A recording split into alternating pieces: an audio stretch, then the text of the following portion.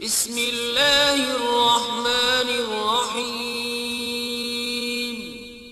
शुरू अल्लाह के नाम से जो बड़ा मेहरबान निहायत रहम वाला है। लैसा अलैका हुदाहुम वलाकिन्नल्लाह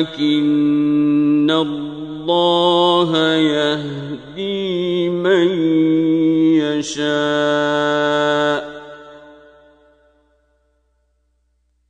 वमा तुन्फिकू मिन खैरिन फलिअन्फुसिकुम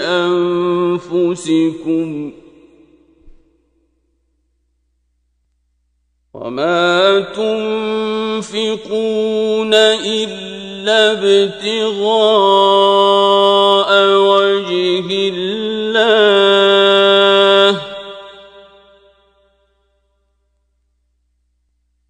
वमा तुन्फिकू मिन खैरिन युवफ़्फ़ा इलैकुम वअन्तुम ला तुज़लमून। ऐ मोहम्मद सल्लल्लाहु अलैहि वसल्लम, तुम उन लोगों की हिदायत के जिम्मेदार नहीं हो, बल्कि खुदा ही जिसको चाहता है हिदायत बख्शता है। और मोमिनो, तुम जो माल खर्च करोगे तो उसका फायदा तुम ही को है, और तुम जो खर्च करोगे खुदा की खुशनुदी के लिए करोगे, और जो माल तुम खर्च करोगे वो तुम्हें पूरा पूरा दे दिया जाएगा और तुम्हारा कुछ नुकसान नहीं किया जाएगा। लिल्फुक़राइल्लज़ीना उहसिरू फी सबीलिल्लाहि ला यस्ततीऊन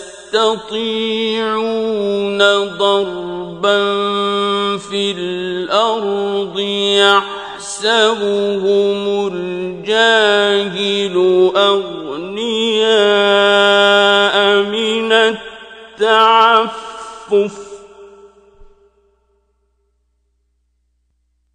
यहसबुहुमुल जाहिलु अग़नियाअ मिनत तअफ्फुफ़ ta'rifuhum bisimahum la yas'aluna an-nasa ilhafa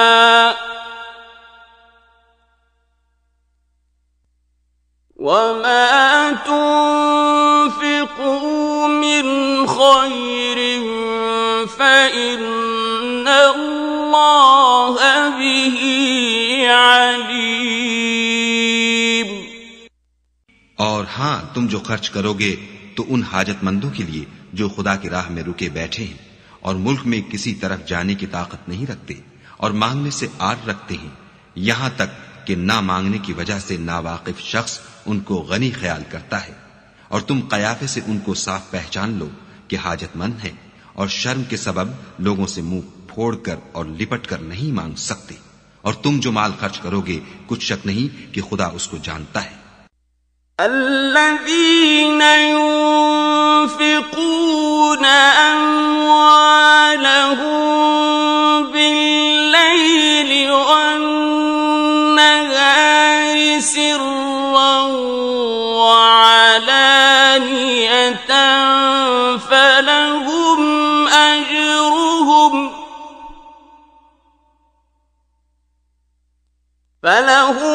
أجرهم عند ربهم ولا خوف عليهم ولا هم يحزنون। जो लोग अपना माल रात और दिन और पोशीदा और जाहिर राह खुदा में खर्च करते रहते हैं, उनका सिला परवरदिगार के पास है और उनको कयामत के दिन न किसी तरह का खौफ होगा और न गम।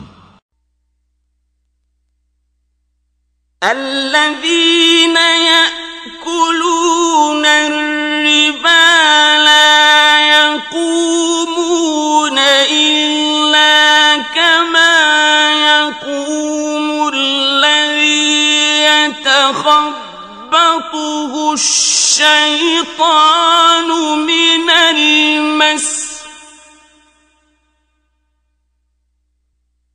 ذلك بأنهم قالوا إنما البيع مثل الربا وأحل الله البيع وحرم الربا فمن جاءه موعظة من ربه فانتهى فله ما سلف وأمره إلى الله